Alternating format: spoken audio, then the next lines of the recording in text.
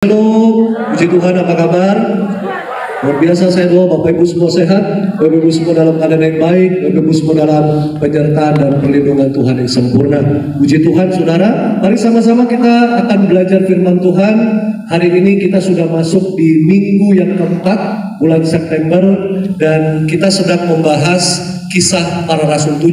Jadi kalau ada Bapak Ibu yang baru datang hari ini, ya kita sedang membahas kisah para rasul 7, di mana kisah para rasul 7 ada 60 ayat Bapak Ibu. Ya cukup panjang, gak mungkin diselesaikan dalam satu kali khotbah atau 2 kali 3 kali. Dan puji Tuhan, di bulan September ini ada 5 minggu. Ya saya cuman punya kerinduan, Tuhan saya pengen apa yang Tuhan taruh di hati saya pengen bagikan kepada jemaat. Kisah para rasul 7. Bahkan saya masuk di khotbah di Sarbini ini yang mungkin ya baru ya Bapak Ibu. Saya belum lama ya, tetapi saya bahas kisah para rasul ini sudah dari Jumat Agung. Jumat Agung itu dimulai awal mulai dari Jumat Agung, Paskah, dan kenaikan Tuhan Yesus, dan masuk di kisah para rasul itu dari Pentakosta. Artinya sudah beberapa bulan saya sudah memulai ini, saudara, dan di cabang-cabang lain ya, terutama yang jam 2 biasa saya di Mangga 2 Square Bapak Ibu ya. Dan nggak tahu kenapa pas saya masuk ke sini bisa pas saudara ngikut di kisah para rasul 7 ya. Itu saya bagi 5 minggu, jadi 1 minggu 12 ayat karena ada 60, jadi bagi 5, 1 minggu 12 ayat. Saya percaya nggak terlalu kedikitan, nggak terlalu kebanyakan, sedang. Jadi Bapak Ibu bisa belajar, dan kita sudah masuk di minggu keempat. Artinya minggu depan, kalau Bapak Ibu ya, jadi kalau Tuhan ya izinkan lagi ada di sini, karena saya ya udah, saya ya bersyukur aja pelayanan saya jalanin.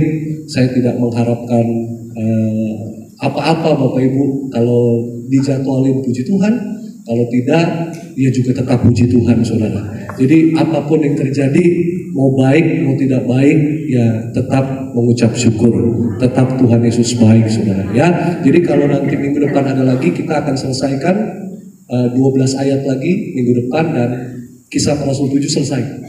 Ayat 1 sampai 60 kita bahas dalam 5 minggu saudara. Dan hari ini kita akan masuk di kisah para rasul 7 ayat 37 sampai 48. Tema khotbah hari ini adalah ketidaktaatan membawa jauh dari Allah. Sekali lagi, ketidaktaatan membawa jauh dari Allah. Nah sedikit saudara saya ingatkan, minggu-minggu yang lalu kita sedang membahas ini kisah para rasul 7, di mana ini adalah perkataan atau di perikop, judul perikopnya adalah pembelaan Stefanus. Ya, kenapa Stefanus membuat pembelaan? Karena ada tuduhan di kisah para rasul 6. Kalau Bapak Ibu baru datang, ada yang baru datang hari ini, jadi biar Bapak Ibu minimal dapat, oh ini loh maksudnya lagi belajar ini, lagi bahas ini.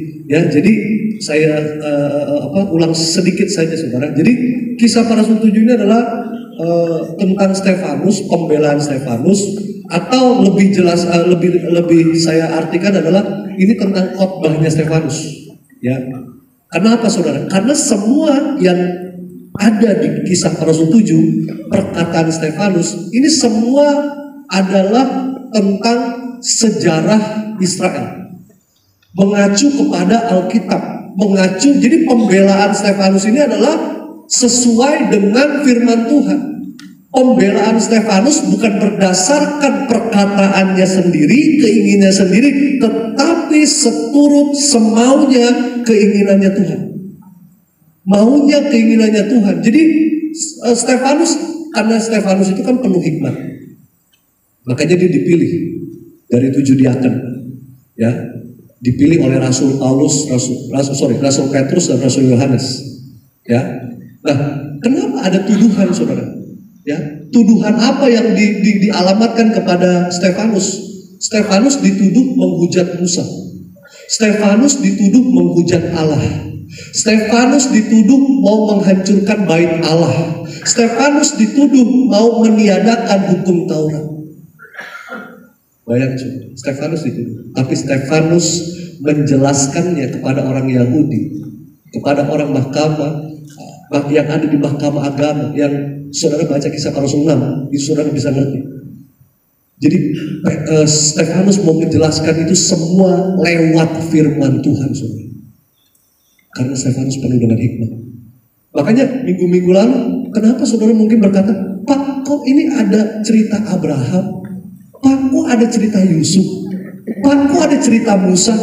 Justru yang sedang diceritakan Stefanus tentang sejarah Israel. Tentang nenek moyang mereka, orang Yahudi mereka yang sudah melihat, jelas-jelas melihat mujizat yang Yesus lakukan. Mereka gak percaya. Tapi Stefanus bilang, lihat, Allah memanggil Abraham untuk masuk ke dalam perjanjian, untuk melihat rencana Tuhan yang besar. Abraham belum melihat, tetapi Abraham percaya. Abraham belum melihat waktu Allah menjanjikan keturunanmu akan seperti banyaknya bintang di langit, pasir. Dia belum melihat, dia belum memiliki, tetapi dia percaya. Stefanus luar biasa, seolah-olah kayak mau menyindir, mau mengingatkan, mau menegur. Kamu yang udah jelas-jelas lihat mujizat, yang hari lihat Yesus melakukan mujizat, kamu gak percaya, malah kamu salibkan Yesus. Abraham yang belum melihat tapi percaya. Hebat. Bahkan Stefanus cerita tentang Yusuf. Yusuf harus menghadapi penderitaan, harus jadi budak, harus masuk penjara. Tapi memang itu jalannya, caranya untuk membawa dia menjadi orang nomor 2 di Mesir. Artinya untuk apa? Untuk Yusuf mendapatkan kemuliaan. Sama Yesus yang kamu serahkan, Yesus yang kamu bunuh, hari ini dia sudah bersama-sama duduk dengan Bapa di surga. Artinya apa, saudara? Memang harus ada penderitaan. Ya, memang semuanya itu Stefanus menjelaskan sesuai dengan firman-Nya. Makanya dia waktu debat sama orang Yahudi kewalahan. Ini terlalu di atas rata-rata. Kalau bilang IQ-nya di atas rata-rata. Ya, ngomong apa jawab, ngomong apa jawab. Sampai akhirnya kehabisan cara, pakai cara kotor mereka. Yaitu apa? Provokator. Wah, ini nih menghujat Musa, menghujat Allah. Maka saya percaya, kalau kita orang benar, kita hidup benar, orang berusaha mau jatuhin kita, mau nyingkirin kita, mau menggagalkan rencana Tuhan, tetaplah percaya. Ada cara Tuhan, ada tangan Tuhan, ada pertolongan Tuhan. Makanya saudara baca Kisah Para Rasul 6, waktu Stefanus ada di mahkamah agama, dicecer dengan tuduhan-tuduhan itu. Orang-orang malah melihat Stefanus mukanya seperti malaikat. Itu pembelaan Tuhan. Mana ada sih logikanya orang lagi dituduh, difitnah. Kadang manusia aja diomongin aja sama sebelahnya, kuping langsung panas, langsung sensitif. Apa lo? Apa? Ngomongin gue lo tadi ya? Apa? Apalagi Stefanus. Tapi itu bukti bahwa Tuhan hadir, Allah hadir di tengah-tengah penderitaan umatnya. Maka Tuhan juga hadir di tengah-tengah kesulitan saudara, di tengah-tengah persoalan saudara, di tengah-tengah masa sukar, masa sulit, penderitaanmu, Dia ada. Jangan seringkali nggak nganggap Tuhan ada. Tuhan nggak ada gitu. Bahwa kenyataannya bahwa Dia selalu apa? Dia berjalan di depan saudara dan saya. Stefanus, orang semua yang ada di dalam sidang itu melihat mukanya seperti malaikat. Apa sih artinya? Penuh kemuliaan. Ya, penuh kemuliaan. Itu pembelanya tuh. Maka sampai orang-orang pada bingung, Apa benar di Kisah Para Rasul yang 7 ayat 1? Apakah benar demikian? Kita saudara baca. Ya. Bahkan sampai Stefanus menceritakan tentang Musa. Musa itu memang harus apa? Mengalami penderitaan juga. Untuk apa? Masuk dalam panggilan dan rencananya Allah. Dari bayi 3 bulan udah dihanyutin. Sampai ke tempat di mana putri Firaun biasa mandi. Diadopsi, bukan diadopsi, dirawat. Ya, diangkat jadi anak. Dibesarkan di istana. Tapi hebatnya Musa tidak pernah lupa terhadap bangsanya. Bahkan ada rencana Allah yang besar memakai Musa untuk membebaskan bangsanya sendiri. Beri tepuk tangan yang luar biasa. Ini saya mau bilang gak ada yang pernah kebetulan. Tuhan bisa pakai Musa, Tuhan bisa pakai Yusuf, Tuhan bisa pakai Abraham, Tuhan bisa pakai bapak, ibu, saudara yang ada di tempat ini. Pertanyaannya, mau atau tidak? Di dalam panggilannya ini, di dalam apa? Di dalam masa proses, di dalam masa penantian, mau nggak kita tetap apa? Sabar. Mau nggak kita percaya walau belum lihat? Iman kita mau seperti Thomas atau seperti Abraham? Kalau seperti Thomas yang harus dia mencucukkan dulu jarinya kepada siapa? Tangan Yesus. Apakah harus seperti itu? Kekristenan kita anak-anak Tuhan. Walaupun kadang kita seperti itu, tapi Tuhan apa? Tuhan tetap menunggu saudara dan saya. Untuk apa? Kita meresponi panggilan. Jadi saya mau bilang saudara, Stefanus penuh dengan hikmat. Kalau hidup kita penuh hikmat, kita ngomong sama orang, bahkan orang yang berusaha mau jebak kita, mau gagalin kita, mau jatuhin kita, ada pertolongan Tuhan. Sama kayak Stefanus. Makanya dikatakan permulaan hikmat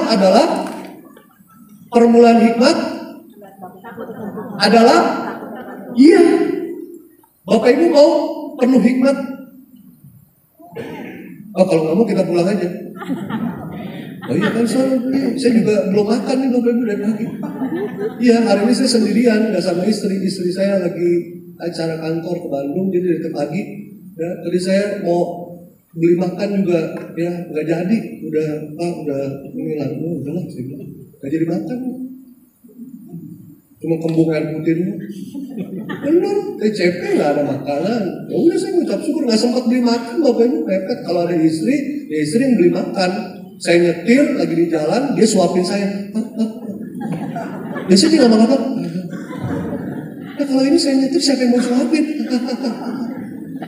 Ya AC yang masuk Bapak Ibu. Kembung bro. Apalagi lihat saudara, saya khotbah begini nanya saudara. Makin asam lambung saya naik Bapak Ibu. Coba kalau Bapak Ibu jawabnya, saya berasa apa? Berasa kenyang terus Bapak Ibu. Gak lapar. Ya. Jadi hari ini percaya ketahuilah bahwa hidup saudara dan saya ketika penuh dengan hikmat, saudara dapat mampu mengatasi setiap tantangan, kesulitan, kesukaran sebesar apapun karena ada pembelaan Tuhan, ada pertolongan. Kita akan baca ya, Kisah Para Rasul 7, 37 sampai 48, kita masuk. Temanya ketidaktaatan membawa jauh dari Allah. Ya, Kisah Para Rasul 7, 37, 48. Saya baca 37 seperti biasa, Bapak Ibu bantu 38, nanti 48 kita baca sama-sama ya. Yang sudah di sana katakan aku pasti diberkati Tuhan. Kisah Para Rasul 7, 37, 48. Musa ini pula yang berkata kepada orang Israel, seorang nabi seperti aku ini akan dibangkitkan Allah bagimu dari antara saudara-saudaramu.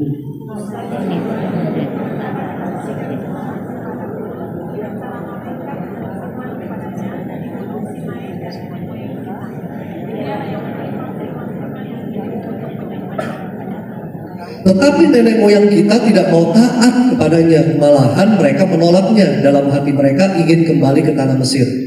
Padahal mereka berkata, buatlah untuk kami beberapa Allah yang akan berjalan di depan kami.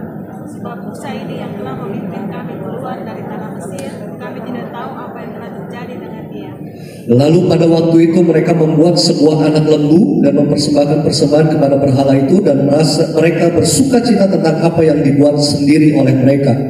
Maka berpalinglah Allah dari mereka dan membiarkan mereka beribadah kepada bala tentara langit, seperti yang tertulis dalam kitab nabi-nabi. Apakah kamu mempersembahkan kepada korban kesendirian dan persembahan selama 40 tahun di padang bumi itu, hai kaum Israel? Tidak pernah, malahan kamu mengusung kemah Molok dan bintang dewa Refan, patung-patung yang kamu buat itu untuk disembah. Maka aku akan membawa kamu ke dalam pembuangan sampai di seberang sana Babel. Kemah kesaksian ada pada nenek moyang kita di padang gurun, seperti yang diperintahkan Allah kepada Musa untuk membuatnya menurut contoh yang telah dilihatnya. Kemah itu yang diterima nenek moyang kita dan yang dengan pimpinan Yosua dibawa masuk ke tanah ini, yaitu waktu tanah ini direbut dari bangsa-bangsa lain yang dihalau Allah dari depan nenek moyang kita. Demikianlah sampai kepada zaman Daud. Daud telah mendapat kasih karunia di hadapan Allah, dan ia memohon supaya diperkenankan untuk mendirikan suatu tempat kediaman baginya. Tetapi Salomo lah yang mendirikan sebuah rumah untuk Allah. 48 sama-sama. Tetapi yang maha tinggi tidak diam di dalam apa yang dibuat oleh tangan manusia, seperti yang dikatakan oleh keterangannya. Seperti bangsa Israel yang berpaling kepada berhala, ketidaktaatan kita juga menjauhkan kita dari Allah.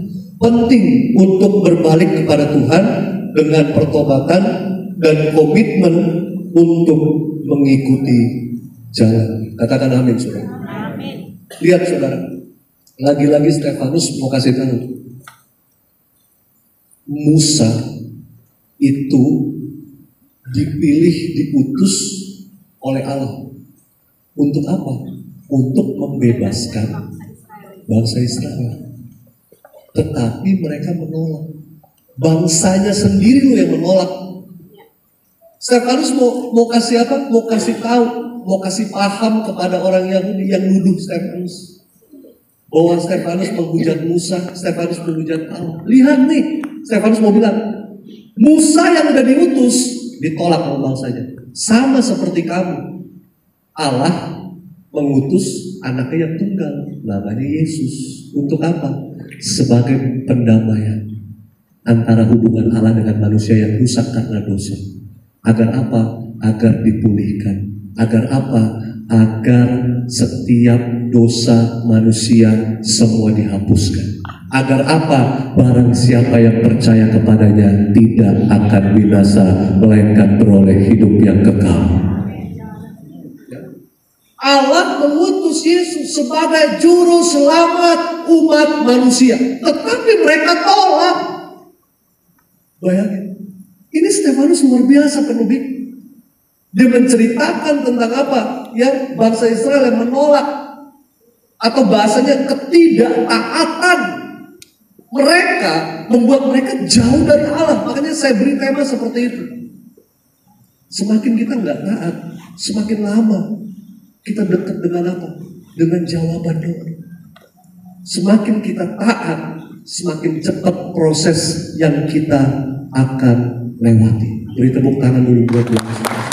Jadi hari ini saya mau bilang sama Stefanus dengan luar biasa menceritakan, ya, bahkan bangsa Israel menolak dan apa? Malah menyuruh untuk membuat patung lembu emas. Untuk sebagai apa? Berhala. Karena mungkin mereka udah kecewa waktu Musa baru keluar bahwa mereka udah menghadapi kesulitan. Depannya laut, kiri kanan mentok, belakangnya Firaun sama tentara. Di situ mereka bilang, apa karena nggak ada kuburan di Mesir kami harus mati di padang gurun ini? Kan orang Israel sungut-sungut. Lebih baik kami jadi budak di Mesir seumur hidup daripada kami mati di padang gurun ini. Bayangin Musa di situ. Padahal dia yang diutus Allah loh. Tapi mereka tolak. Sama kayak orang Yahudi. Stefanus mengingatkan Yesus sebagai keselamatan, tetapi ditolak. Makanya saudara dan saya bersyukur hari ini kita yang percaya, kita nggak binasa. Kita beroleh hidup yang kekal dalam kerajaan surga. Tapi Musa berkata apa? orang yang kamu lihat hari ini gak akan kamu lihat lagi selama-lamanya. Tuhan akan berperang ganti kamu. Bayangin perkataan Musa, walaupun di tengah kondisi kesulitan, disalahin, disudutin, dipojokin, disalahin, tapi Musa tetap apa? Tetap percaya kepada janji Tuhan. Bahwa dia tidak pernah meninggalkan. Dia tetap ada walau di masa-masa penderitaan setiap anak-anaknya. Ini harus kita percaya. Jangan menyerah, jangan putus asa, jangan komplain. Mestinya kita jadi orang-orang yang berterima kasih, bukan seperti bangsa Israel yang mereka nggak berterima kasih. Maka saudara lihat, apakah semuanya masuk ke tanah perjanjian? Apa masuk? Kenapa yang nggak masuk? Karena ketidaktaatan mereka. Komplain terus. Jadi kita jangan menjadi seperti orang-orang yang tidak berterima kasih. Kalau besok pagi engkau masih bisa bangun, bisa bernapas, bisa buka mata, bisa melihat semua ciptaan Tuhan, maka perkataan yang harus kau ucapkan adalah terima kasih Tuhan. Nanti malam mau tidur, kau masih bisa tidur, masih bisa istirahat. Pertama kali kata yang kau ucapkan, terima kasih Tuhan. Bukanlah, aduh Tuhan ini kenapa, aduh Tuhan ini. Seringkali kita apa? Kurang berterima kasih. Sederhana loh itu. Coba saudara pikirin, sehari kita bilang terima kasih sama Tuhan berapa kali? Oh jangan-jangan gak ada Pak. Banyakan lu sih. Coba suami istri, ya berapa kali bilang terima kasih sama pasangannya sendiri? Jangan-jangan rumah tanggamu seperti apa? Hakim konstitusi lagi. Untuk mendakwa, untuk cari, lu sih, lu. Jangan-jangan rumah tangga saudara seperti pengadilan, cari-cari kesalahan, siapa yang salah, siapa yang benar. Saya mau bilang rumah tangga gak ada yang pernah cocok, gak ada kata namanya cocok. Makanya saya selalu bilang sama anak-anak muda, kalau kau mau cari pasangan supaya cocok, gak akan pernah nemu. Kalau yang cocok apa? Kau ke Family Mart, kau pilih yang cocok, kau bayar. Itu di Family Mart. Tapi kalau untuk berumah tangga, gak ada kata cocok.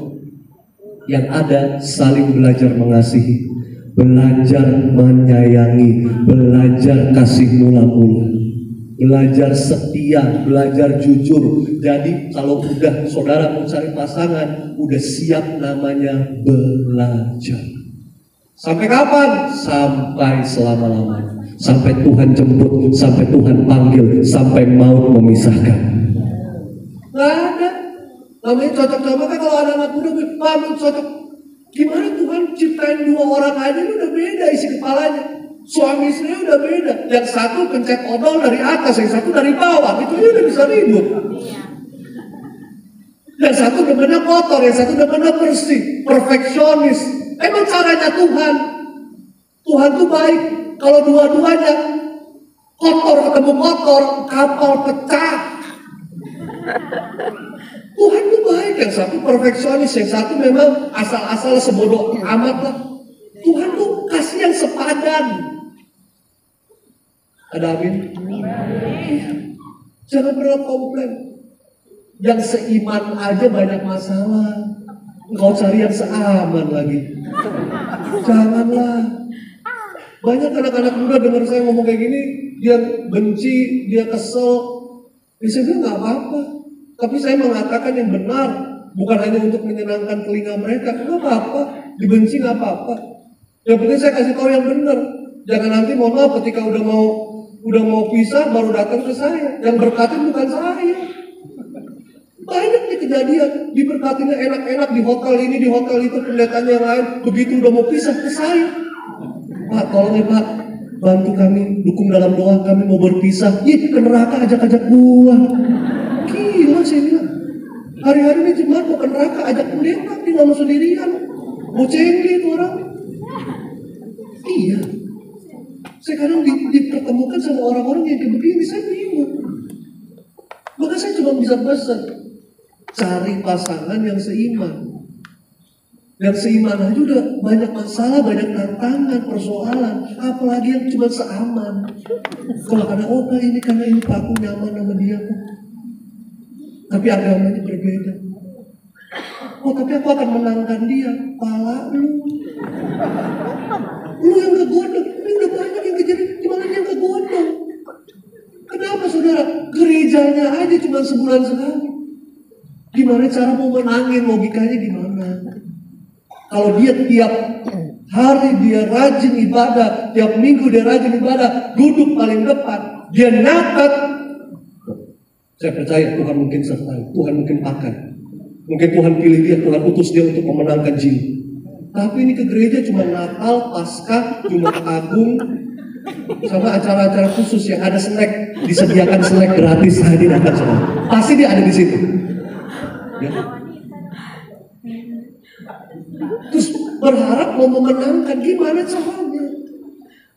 Imannya aja belum kuat, terus harus nopang. Kan yang nopang itu harus apa? Kuat daripada yang ditopang. Makanya hari-hari ini ayo taat sama Tuhan. Kalau Tuhan udah bilang yang seiman, ya kita harus apa? Lebih taat sama Tuhan daripada apa? Daripada kepada manusia. Taat dulu kepada Tuhan, ya. Agar apapun yang kita lakukan, ya, Dia yang akan buat berhasil. Beri tepuk tangan yang dahsyat. Slide selanjutnya lagi, ya. Belajar dari firman Tuhan. Khotbah Stefanus mengingatkan akan pentingnya apa? Kesetiaan Allah melalui Musa mengakibatkan pemberontakan manusia. Jadi Stefanus mau mengingatkan bahwa kesetiaan Allah melalui siapa? Musa. Allah itu setia. Dia kirim Musa untuk membebaskan bangsa Israel. Sama juga dengan dia ngirim Yesus untuk menyelamatkan umat manusia.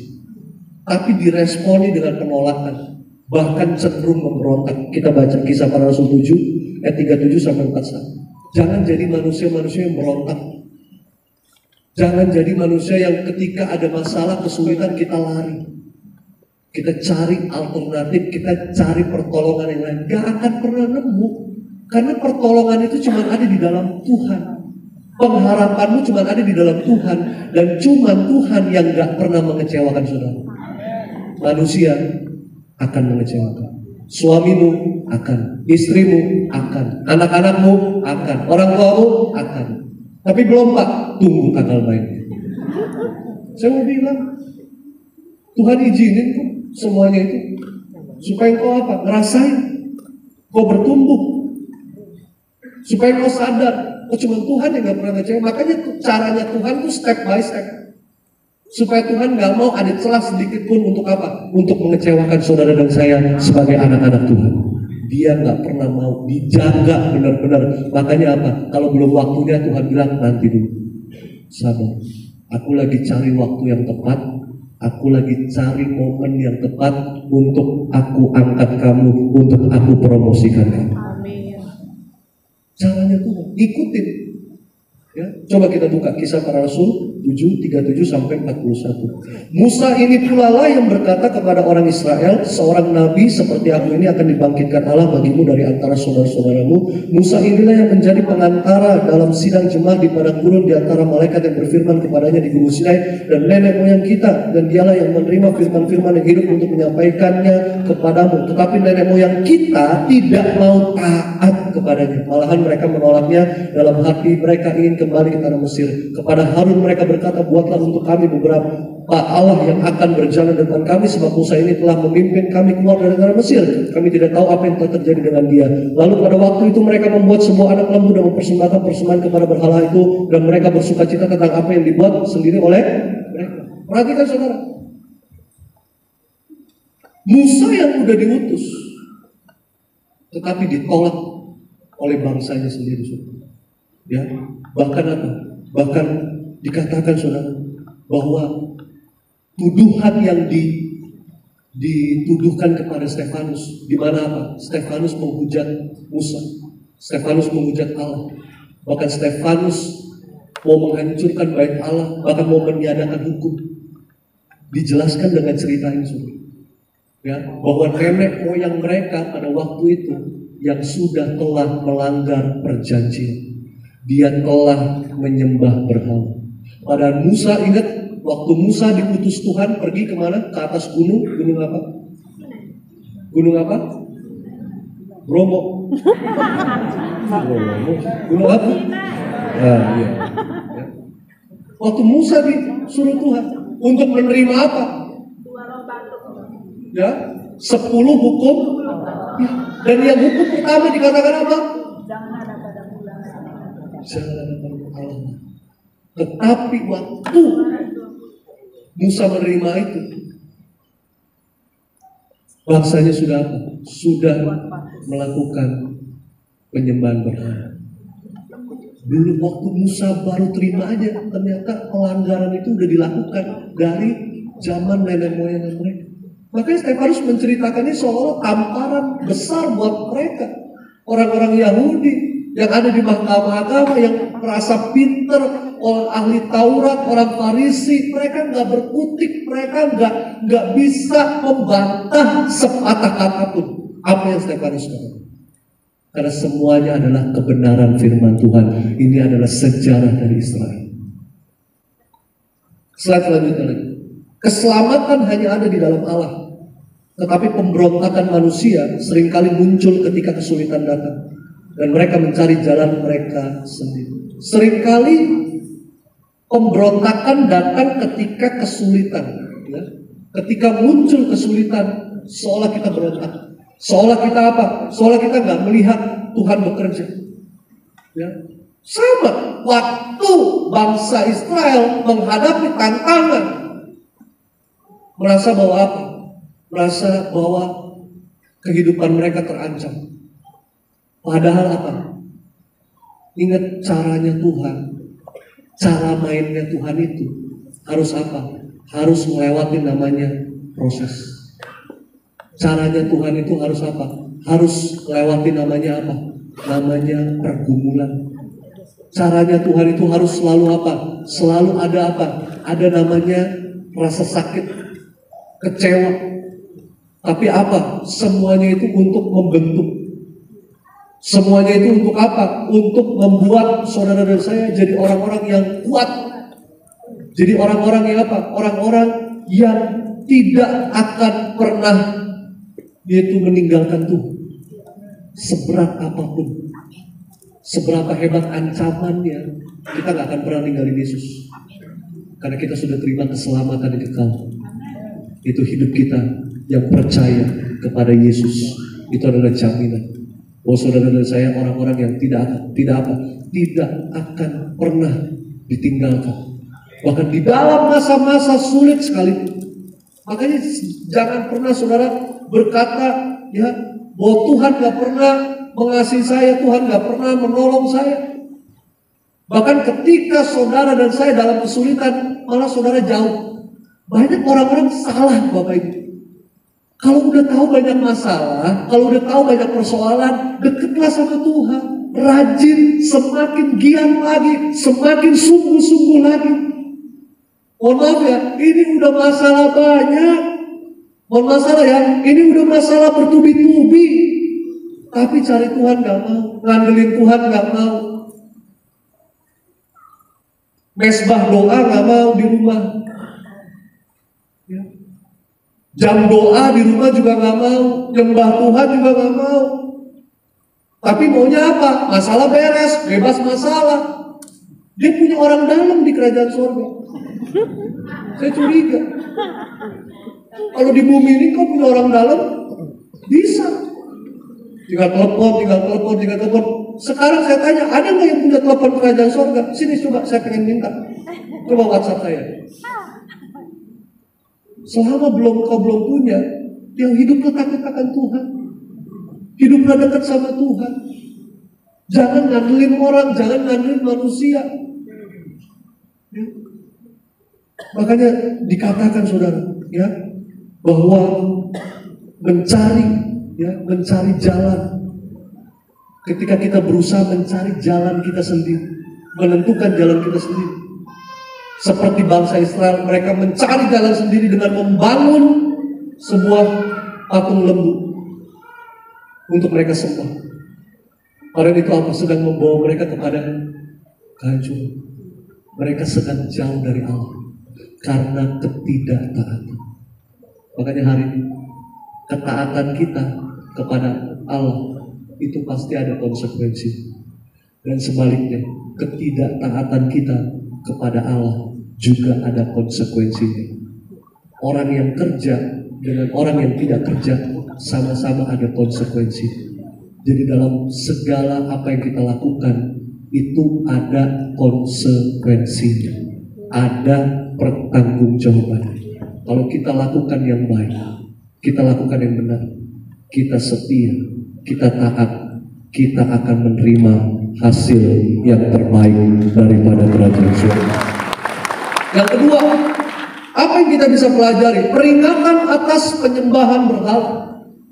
Ini diingatkan oleh Stefanus, ya, lewat kisah Musa ini, saudara. Kita buka Kisah Para Rasul 7, 42 dan 43. Maka berpalinglah Allah dari mereka dan membiarkan mereka beribadah kepada bala tentara langit. Ini bala tentara langit di sini bukan seperti yang mungkin saudara gambaran tuh kayak malaikat gitu kan. Nah ini maknanya, konotasinya berbeda saudara. Ya, bala tentara langit ini kayak seperti mereka sedang menyembah dewa matahari. Ya, maka dikatakan ya, seperti yang tertulis dalam kitab Nabi-Nabi, apakah kamu mempersembahkan kepadaku korban sembelihan dan persembahan selama 40 tahun di padang gurun itu, hai kaum Israel? Ayat 43. Tidak pernah, malahan kamu mengusuk kemah Molok. Ya, Molok nih, dewa matahari, ya, dan bintang dewa Refan, patung-patung yang kamu buat itu untuk disembah. Maka aku akan membawa kamu ke dalam pembuangan sampai di seberang sana Babel. Keterangannya, peringatan bagi kita hari ini adalah agar tidak mengizinkan apapun menjadi berhala dalam hidup kita, menggantikan posisi Tuhan. Jangan pernah apa yang membuat engkau senang, kesenanganmu itu, jangan sampai engkau jadikan berhala dan menggantikan posisi Tuhan. Sama halnya apa? Keegoisanmu. Jangan menjadi berhala. Ya. Kadang apa? Gengsimu. Ya. Gengsinya itu dibuang jauh-jauh. Jangan dijadiin berhala. Ya. Sampai minta maaf aja nggak mau. Minta maaf sama istri aja nggak mau. Minta maaf sama suami aja nggak mau. Ayo yang mau sikut cepat sikut sekarang. Nah, tadi cabang lain juga sikut gitu. Pas banget. Di depan mata saya. Benar. Suami. Aduh. Saya bilang mau lihat. Gak enak. Tapi saya udah melihat. Lalu saya tutup mata. Nih. Saya mau bilang. Kadang dikuasa itu seperti berhala. Saya suami, saya kepala rumah tangga, ngapain saya minta maaf? Itu sedang dikuasai oleh berhala egois, berhala ya gengsi.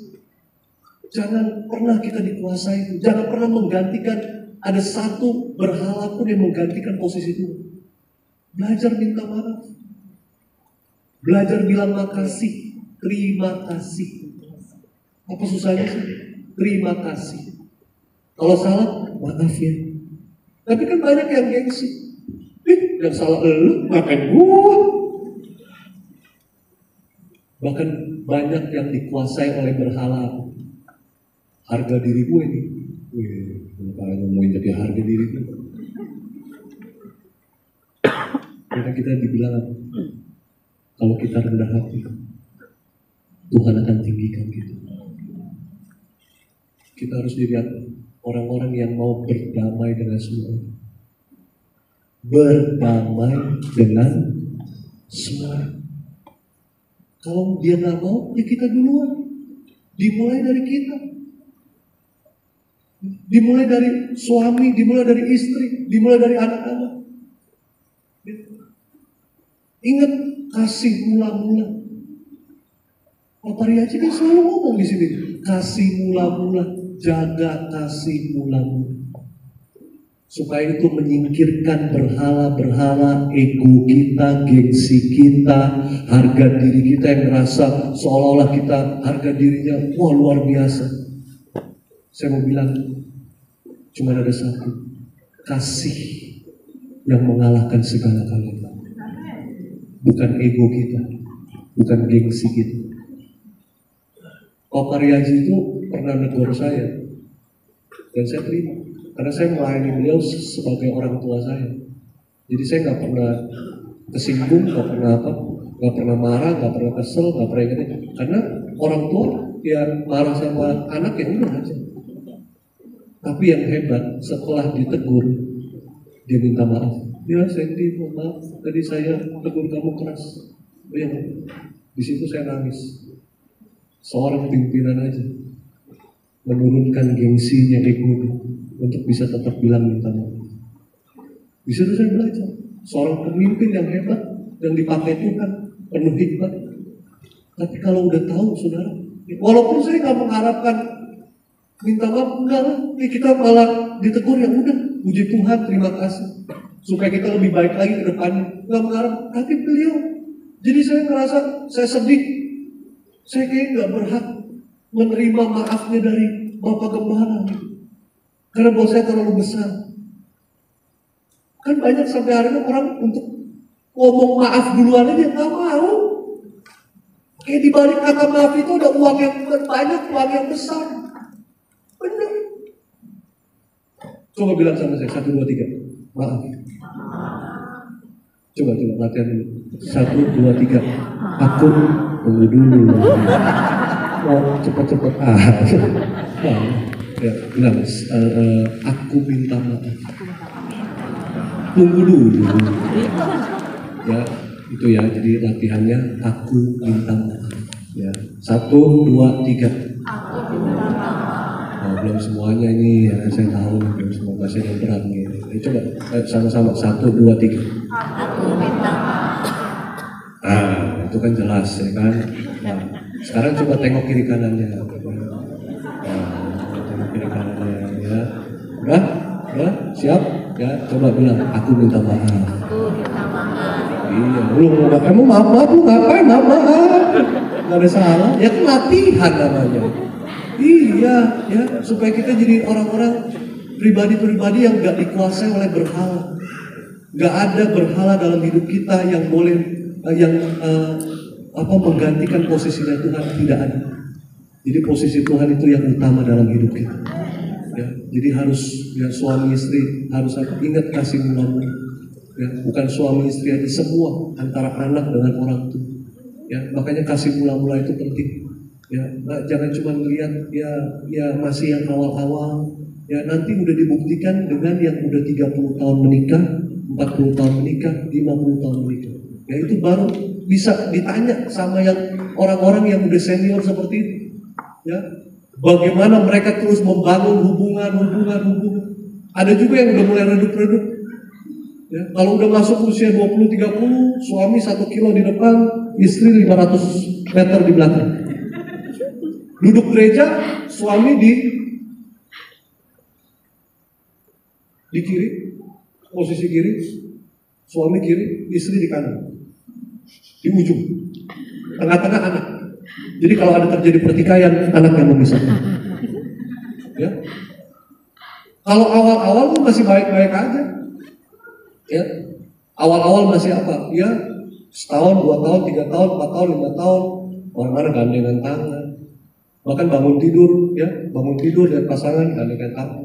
Coba kalau udah 30, 40 tahun, 50 tahun menikah, bangun tidur, apa lu setan? Mata lu buta, apa yang gandengan? Ya. Itu kan perlu kasih mula-mula yang terus harus diingat, yang harus terus dijaga. Ya Bapak, Ibu Gembala, mana gandeng tangan? Naik mobil, turun mobil, ya. Karena saya mau udah tahu kalau misalkan turun mobil, saya gandeng. Kalau begitu udah masuk nih ke dalam gedung, tangan saya dilepas. Karena apa? Yang dipegang tangan ini. Nggak mungkin saya bertiga gandengan tangan begitu maksudnya. Bisa saya diomelin ya kan? Nggak mungkin. Saya udah tahu itu karena kasih mula-mula contoh. Ya, kayak di waktu KKR ke Manado juga begitu. Turun pesawat. Jadi tahu Bapak Ibu. Ya, kita ngelihat semuanya ya kan. Saya lihat waktu itu siapa pendeta siapa saya lupa sudah. Ya, jadi dia ngelihat Bapak Ibu Gembala gandengan tangan. Itu pendeta itu dia turun pesawat, dia ngelihat Bapak Ibu, dia gandengan tangan juga berdua sudah. Padahal cowok sama cowok. Sampai di bawah dia baru sadar, najis kan ini. Itu bukan saya.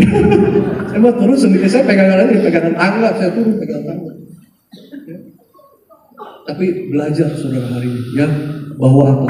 Gak bisa ada satupun berhala yang menggantikan posisi Tuhan. Karena dia pencemburu. Harus Tuhan yang nomor satu di dalam kehidupan kita. Tinggikan Tuhan, ya, agungkan Dia, ya, muliakan nama Tuhan di sepanjang kehidupan kita. Beri tepuk tangan yang dahsyat. Dan yang terakhir, yang ketiga, musik leader bermain ke depan. Kehadiran Allah yang tidak terbatas ada di dalam Kristus. Ya, kehadiran Allah yang tidak terbatas ada di dalam Kristus. Kisah Para Rasul 7, 44 dan 48. Jadi Stefanus menceritakan bahwa yang tadinya dia dituduh mau menghancurkan bait Allah, dia mau jelasin. Allah itu nggak berdiam di dalam satu bangunan, Allah itu nggak berdiam di dalam satu tempat, tapi Allah itu tidak terbatas, Dia ada di mana-mana, bahkan Dia ada di dalam hati setiap kita. Itu saya harus menceritakan yang tadi dituduh mau menghancurkan bait Allah, mau meniadakan hukum. Padahal sebenarnya apa? Nenek moyang mereka, keturunan mereka, semua yang menolak, yang menentang Yesus, jelas-jelas sebagai juru selamat, diutus.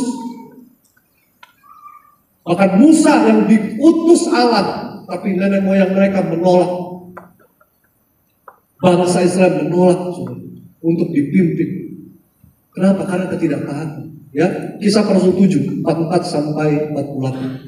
Kemah kesaksian ada pada nenek moyang kita di padang gurun, seperti yang diperintahkan Allah kepada Musa untuk membuatnya menurut contoh yang telah dilihatnya. Kemah itu yang diterima nenek moyang kita dan yang dengan pimpinan Yosua dibawa masuk ke tanah ini, yaitu waktu tanah ini direbut dari bangsa-bangsa lain yang dihalau Allah dari depan nenek moyang kita, demikianlah sampai kepada zaman Daud. Daud telah mendapat kasih karunia di hadapan Allah dan ia memohon supaya ia diperkenankan untuk mendirikan suatu tempat kediaman bagi Allah Yakub. Tetapi Salomo lah yang mendirikan sebuah rumah untuk Allah. 48. Tetapi yang maha tinggi tidak diam di dalam apa yang dibuat oleh tangan manusia, seperti yang dikatakan oleh Nabi. Keterangannya, Allah tidak dibatasi oleh bait suci atau bangunan fisik apapun. Dia hadir di mana saja. Dan yang terutama di dalam hati yang menyembah dalam roh dan kebenaran. Jadi kalau engkau dimanapun engkau menyembah Dia di dalam roh dan kebenaran, maka Dia hadir di situ. Bukan hanya di rumah. Ketika engkau yaitu menyembah Tuhan di rumahmu, dimanapun kau berada, ya, Allah itu enggak terbatas oleh tempat, oleh bangunan. Karena mereka kan apa, saudara? Ya, mereka meributkan tentang tabernakel, tentang kemah-kemah, saudara. Mereka meributkan itu. Mereka berusaha untuk berlomba-lomba membangun tempat itu buat Allah, supaya dianggap apa? Dianggapnya yang terbaik, dianggap yang lebih hebat. Tapi bukan itu, ya. Bahwa Allah mau menunjukkan bahwa apa, saudara? Dia tidak terbatas, ya. Dan apa, saudara? Lewat perantaraan, yaitu siapa? Yesus Kristus. Maka Yesus Kristus yang ada di dalam kehidupan saudara dan saya, Dia ada di pikiran kita, biar Dia selalu ada di dalam hati dan Dia selalu ada di dalam rencana kita. Dan apa? Ketika engkau angkat tubuh dan darah, ingatlah ini sebagai peringatan akan aku. Jadi setiap kali kalau saudara angkat tubuh darah Yesus, kau sedang mengingat Dia, kau sedang mengingat pengorbanan, kau sedang mengingat karya keselamatan 2000 tahun yang lalu. Dia lakukan semuanya itu agar hari ini engkau ada di tempat ini, hari ini engkau tidak binasa, agar hari ini engkau dipilih, dipanggil untuk terima janjinya walaupun belum melihat, tapi engkau percaya tetap taat untuk engkau melihat rencana yang besar, yang sempurna itu terjadi dalam hidup. Butuh ketaatan, butuh ketaatan. Selama engkau belum melihat, terus taat. Selama engkau belum mendapatkan, teruslah taat. Jangan pernah berubah. Orang gak mau baik sama kita, kita baik sama dia. Orang gak mau ngampunin kita ngampunin dia. Orang gak mau hormatin kita hormatin dia. Itu namanya. Karena apa yang Tuhan mau, itu yang kita lakukan. Bukan apa yang manusia mau yang kita lakukan, tetapi apa yang jadi kehendak Tuhan. Itu yang prioritas utama kita. Sebagai kesimpulan, sejarah penolakan terhadap utusan Allah seperti yang terjadi pada Musa dan Yesus adalah peringatan bagi kita semua. Jangan keras hati, tetapi dengarkanlah suara Tuhan dan taatilah panggilannya. Selamat hari Minggu, selamat sore. Tuhan Yesus memberkati setiap kita. Kita bangkit berdiri, angkat tangan kita berdoa.